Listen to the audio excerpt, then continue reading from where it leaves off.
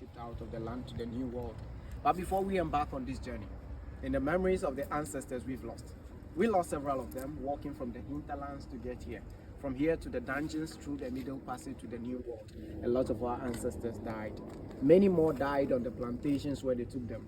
Sacrifices were put in place so we can be here today to exchange pleasantries. Without the sacrifices of our ancestors, I don't know where we'll be. And for the fact that we are standing on this ground, we shall take a minute of our time to have a silent moment for the ancestors.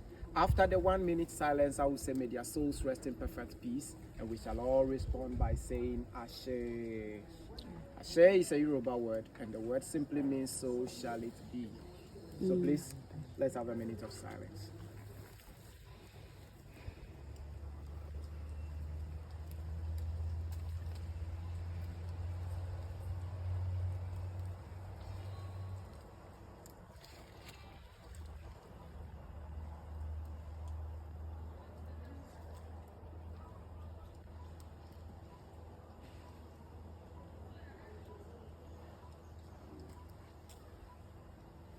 May the spirit of our lost ancestors rest in perfect peace. Ashe. Ashe.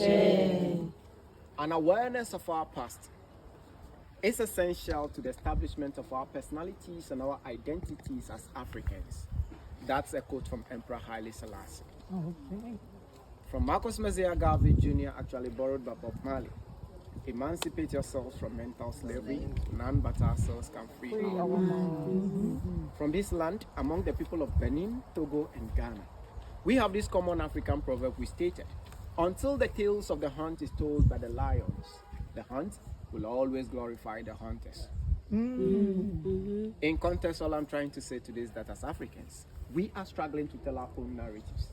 We are struggling to put our history across, and it's not because we don't have them. We have absolutely everything it takes for us to tell the history. We have everything it takes for us to teach it in the schools. But the systems tend to be fighting against our history being told or taught. A typical example, I use the United States of America. Perfect. In the United States, the African history or the black history is being called critical race theory. Yes. I asked myself the very first time I heard the word, what is it about our history that is critically racial? What is it about us that is racial that they wouldn't want us to learn the survival stories of our ancestors? Each time I ask these questions, I only come up with 3 answers. Number 1, for nearly 400 years, our ancestors were the ones who were held captives into the chains and shackles across land, across oceans, 6,000, 10,000 miles into a different world. They made it to those plantations, sacrificed themselves every single day. After slave trade came to an end, they went through Jim Crow for about 99 years, lynching for about 86 years, segregation and so many other systems. All these, they survived them. Why were they surviving? It occurred to me that our ancestors needed to survive to leave a legacy behind for their unborn generations. They wanted to leave a history behind for us, a history that is so much empowering, but then unfortunately the people thought our history is critically racial. You see, information, they say, is power. Once it is kept away from the people who are supposed to benefit from it, the people are being rendered powerless. If they keep the narratives of our ancestors away from us, if they keep their survival stories away from us, how then do we get to know what they sacrificed for us to be here? How then do we get to know about their dreams and aspirations? And how do we empower ourselves? We don't. So now the people can push us into a corner and narrate a story to us, a story which will benefit them rather than ourselves. Our people say, we need to know where we are from to know where we are going. As an African kid born here, when I took this job 6 years ago, I never knew actually what I was going to tell people. But then when I got here, it all came to me. The very first thing that came to mind was that, Kwame, you need to take a survey. Ask your people a simple question. Same question 3 times. The question is, where are you from? For the diasporan Africans who walk into this space, I ask them the same question 3 times, 3 months. Each time they have an answer for me. The first time I ask them where they are from, they tell me, Kwame, you know what? We are from New York, DC, Kingston, UK, and all the other places. So then the second time, I look at them deep into their eyes and I ask them, where are you from? They now look at me and they tell me, Kwame, you know what? We're going to come clean. We are Africans and so we are from Africa. I know that. But then again, where are you from? The third time I ask them this question, they think about the answer and they always tell me they don't know. Because all these three answers are right. Look, they are all perfect. Number one, you were born in a town, in a state, so you know where you were born. So when I asked them the first time, they thought of their place of birth. And that's why they told me they are from where? United States of America, New York, DC, Dallas, Kingston, in Jamaica, and the various other places. Number two, where are you from? Then they talked about their place of origin. It doesn't matter where you were born. It doesn't matter your nationality. But as long as you are a black person, you are an African.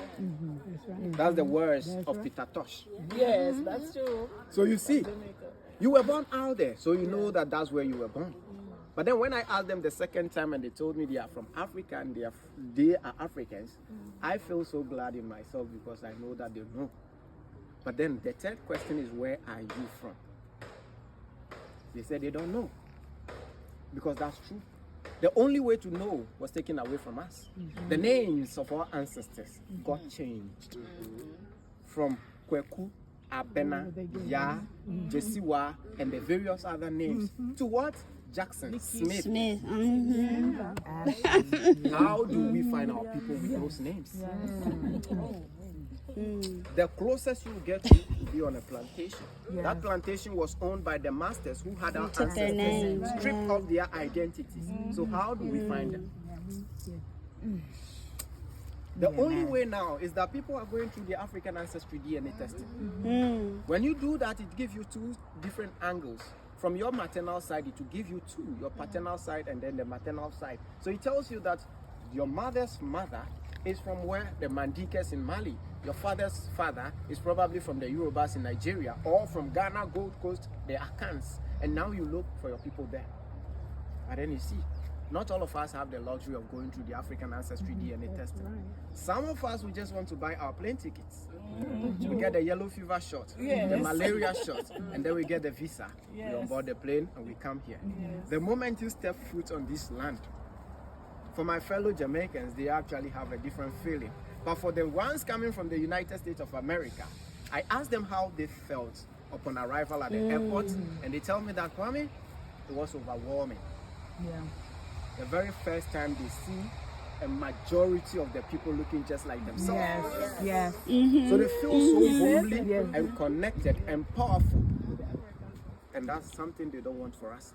Because if you read about yourself, you get to know. And when you know, you become powerful. And you want to connect with your roots. You see, Marcus Garvey said, a people without a knowledge of their past is like a tree without roots.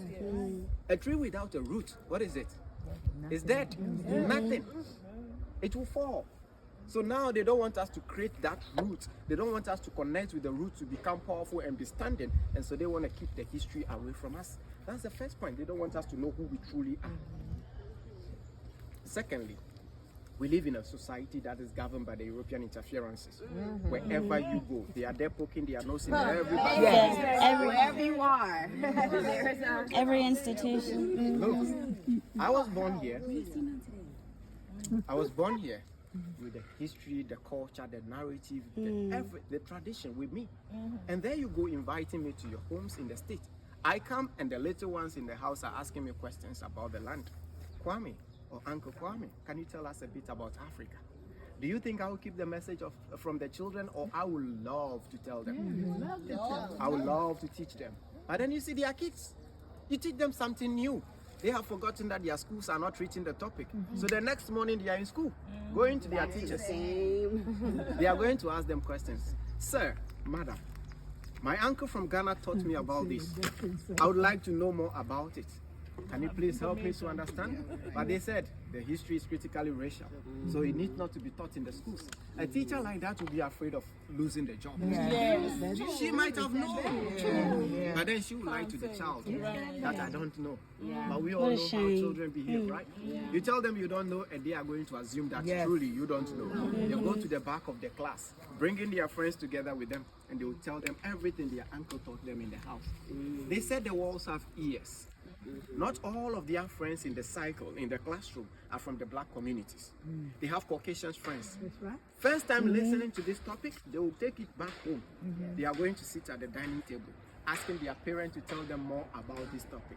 But their parents said 400 years of enslavement is in the past. We, as the Africans, should forget about it and move on. Yeah. But they don't tell the Germans that. Or the Jews. Or the Jewish. Right. I mean, yeah, the Jews, the Germans. Yeah. Or when you teach the children all this in the schools, they are going to feel bad. Really? If your children are going to feel bad for knowing the truth, how about That's a good us? point, Ashley. The ones whose That's a truth good you are point. keeping away from us. How do you want us to feel? In all, they don't want their children to know the truth about what their ancestors did to us. Take for instance, growing up, we all learned that Christopher Columbus was the one who discovered America. But then he never made it there. In the year 1492, right. he got lost in the West Indies. The natives there found him in the wreckage. They saved his life. What did he do? He killed so many of them to take over their land. George Washington in America became a president. How did the Washington family earn their fortunes? It was all through Off the slavery. backs of. This is not Yes, American yeah. history. Why is it not being taught? Because it's critically racial. When you teach it this way, the children will get to know. Their eyes will get open. They will get to see for really who their ancestors were. And they will never regard them as such again. And they will think the children will get to know that their ancestors were villains towards humanity, and that's why they are keeping the history away from us. If we get to you and I, it will probably get to their children, because we will discuss it and they will listen. And knowing who they are, they will be empathetic, and they will feel empathetic towards us. So they don't want that, and that's why they are keeping the history. The final part is that they are afraid of us. Oh, yes. Absolutely. That we know. Look, each time they look into our eyes, Terrified. they don't really see us, but they see someone in us. The ones who survived the chains and shackles for 400 years. Those powerful and resilient ancestors were the ones they are seeing. And that's something that scares them a lot. And so they are thinking that if we get to know the entire history, we would want to treat them the same way they would have treated us if they were the ones in our shoes. Retribution and vengeance. They are threatened. That's what That's what our concept. Nah, that's not who we are. It's not in us. We're not. That's not who we are. That's why we forgive and we show grace. They don't. Sometimes I wish we were like that. You see? I wish we were like that. Same. We show grace And and that's we it. show forgiveness. They don't. They don't. Yeah, I wish we were like that. They don't. And that is why they constantly step over us, step on top of us. That's why. And they see? And that's why they don't want to teach critical. It goes back. That's why they don't want to teach They critical don't want race to teach theory. It goes And so all back. they will collect all the books off the shelf so that you don't read about yourself to know. And these are my I three. think it's a little late for them, don't you think? We're all, Little the late. horse is already out. No, but you know what? It's the responsibility. I got 2 boys. It's my job now. Okay, that's right. It's my job. Yeah. All the time. All the Everybody knows that I'm a That's true. Pan-African. You have Everybody to knows me. feed them Yeah. with all these. Deuteronomy 29:20. Even I don't even America, you know. So, these are the 3 points. Let's step this way and I'll brief you on all.